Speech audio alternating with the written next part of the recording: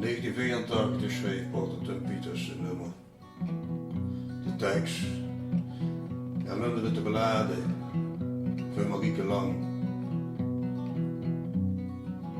Die maakte dan de muziek op. Marieke Lang die woonde op de Dree. Het was een meisje schoen, ze was zo leeg. Ze was zo lang en slank met golvend haar. Het kind dat was nog jong, was 16 jaar.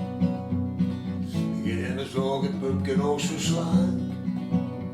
Gezonder als een visje, nog was hij klein. Met beentje rond en veen en een piepensteel. Een bulske, ook een smal, een vogelkeel. Ze lag stil en het klonk dan wie een klok. Ze zeurde voor de knijns en de kippenhoog. De pedestal de kooi en oog te geet. Voor al het werk, ze stond altijd gereed. Ja, vandaag en door de doegen en de slag. Die komen uit en zachte gooie dag. Het was voor het mensje dat een woord deed. Een schoender in de deur, het was er niet. Ze zomaar kwam ze weer op het land. En alles bloeide wat ze had gepland. De herfst kwam, ze bond het huisje in.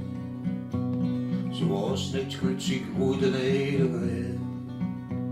Maar acht mensen ongelukkig schoongebouwd.